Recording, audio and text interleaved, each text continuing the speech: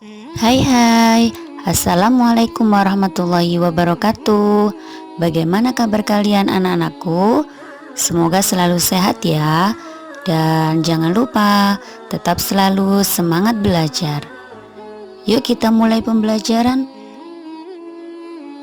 Seperti biasa, sebelum belajar, yuk kita mulai dengan bacaan basmalah. Semoga apa yang kita pelajari nanti dapat kita serap dengan baik. Yuk kita mulai baca basmalah. Bismillahirrahmanirrahim.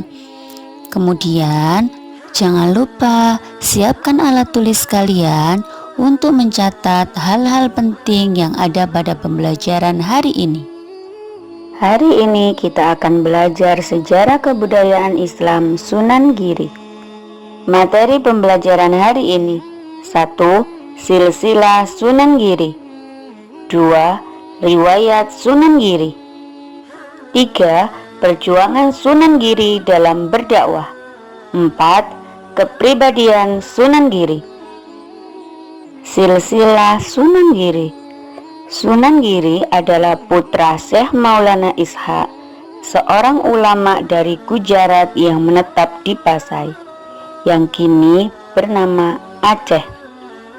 Ibunya bernama Dewi Sekardadu, putri Raja Hindu Blambangan, Jawa Timur, yang bernama Prabu Menak Sembuyu. Sunan Giri lahir di Blambangan, Banyuwangi pada tahun 1442 Masehi. Nama lain Sunan Giri ialah Raden Paku, Prabu Satmata, Sultan Abdul Fakih, Joko Samudro, dan Maulana Ainul Yakin. Riwayat Sunan Giri. Kisah Sunan Giri bermula ketika Maulana Ishaq tertarik untuk mengunjungi Jawa Timur karena ingin menyebarkan ajaran agama Islam. Setelah bertemu dengan Sunan Ampel yang masih sepupunya, maka ia disarankan berdakwah di daerah Blambangan, sebelah selatan Banyuwangi, Jawa Timur. Ketika itu, masyarakat Blambangan sedang tertimpa wabah penyakit. Bahkan, putri Raja Blambangan, Dewi Sekardadu, ikut terjangkit. Semua tabib tersohor tidak berhasil mengobatinya. Akhirnya, sang raja mengumumkan sebuah sayembara. Barang siapa yang berhasil mengobati sang dewi, jika seorang laki-laki, maka ia akan dijodohkan dengannya. Jika perempuan, maka ia akan dijadikan saudara angkat sang dewi, katanya. Tapi tidak ada seorang pun yang sanggup memenangkan sayembara itu. Di tengah keputusasaan sang Prabu mengutus Bajul Sengara mencari Pertapa Sakti. Dalam pencarian itu, sang patih sempat bertemu dengan seorang Pertapa Sakti yang bernama Resi Kandayana. Dan resi inilah yang memberikan informasi tentang Syekh Maulana Ishaq.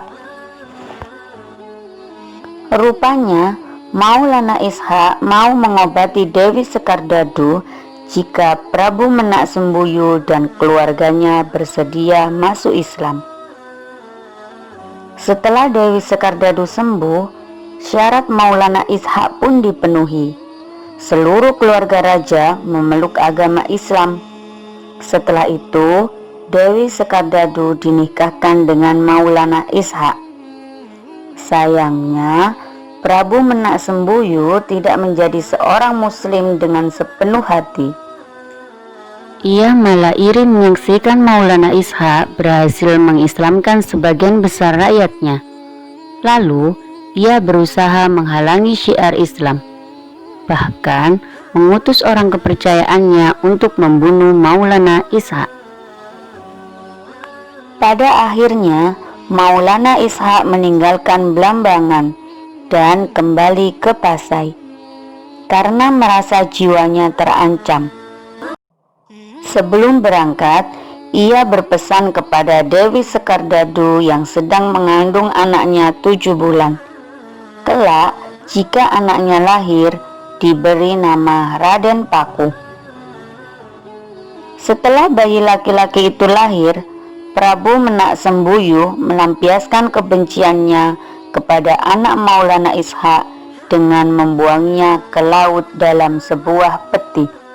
Selanjutnya, peti tersebut ditemukan oleh awak kapal dan menyerahkan kepada pemilik kapal yang merupakan seorang saudagar kaya dari Gresik. Saudagar tersebut bernama Nyi Ageng Pinati. Bayi tersebut kemudian diangkat menjadi anaknya dan memberi nama Joko Samudro karena ditemukan di laut. Setelah beranjak remaja, dititipkan di padepokan Sunan Ampel. Karena kecerdasannya, dia diberi gelar oleh Sunan Ampel dengan sebutan Maulana Ainul Yakin. Perjuangan dakwah Sunan Giri. Setelah menimba ilmu beberapa tahun dengan Sunan Ampel, Sunan Ampel memerintahkan kepada Sunan Giri untuk menimba ilmu ke Mekah. Akan tetapi, sebelumnya diminta singgah terlebih dahulu untuk menemui Syekh Maulana Ishak yang sebenarnya adalah ayahnya sendiri. Akhirnya, ayah dan anak ini bertemu. Setelah belajar selama 7 tahun di Pasai bersama Syekh Maulana Ishak, maka Sunan Giri kembali ke ibu angkatnya, Nyi Ageng Pinati. Ketika kembali ke ibu angkatnya, Sunan Giri berlayar dan berdagang, serta mendakwakan agama Islam. Sunan Giri merasa tidak fokus berdakwah dengan berdagang, maka beliau meminta izin kepada ibu angkatnya untuk konsentrasi berdakwah ke desa Sidomukti, Kebomas. Di desa ini, beliau menetap membangun masjid dan pesantren yang disebut Pesantren Giri. Murid-murid Sunan Giri bukan hanya dari Pulau Jawa, melainkan dari luar Pulau Jawa, seperti Maluku, Madura, Lombok, Makassar, Hitu, dan Ternate. Dalam mendakwakan Islam, Sunan Giri menerapkan metode permainan tradisional yang bersifat agamis, misalnya cublek-cublek suweng. Sunan Giri wafat dan dimakamkan di bukit di Dusun Kedaton, Desa Giri Gajah, Kecamatan Kebomas, Kabupaten Gresik. Di dalam makam terdapat tingkat 3 dengan bagian belakang paling tinggi. Di kanan kiri pintu gerbang terdapat hiasan naga yang bermakna tahun 1506 Masehi. Kepribadian Sunan Giri. Sunan Giri memiliki pribadi yang sangat baik. Di antaranya, gemar dalam menuntut ilmu, jujur dan berani, bekerja keras dan rajin, selalu bertafakur ketika hendak mengambil keputusan, suka bermusyawarah, dan suka menolong. Alhamdulillah, pembelajaran pada hari ini telah selesai. Semoga apa yang Ustazah sampaikan tadi menjadi ilmu yang manfaat dan barokah. Ustazah akhiri pembelajaran hari ini. Wassalamualaikum warahmatullahi wabarakatuh. Terima kasih. Sampai jumpa pada pembelajaran berikutnya.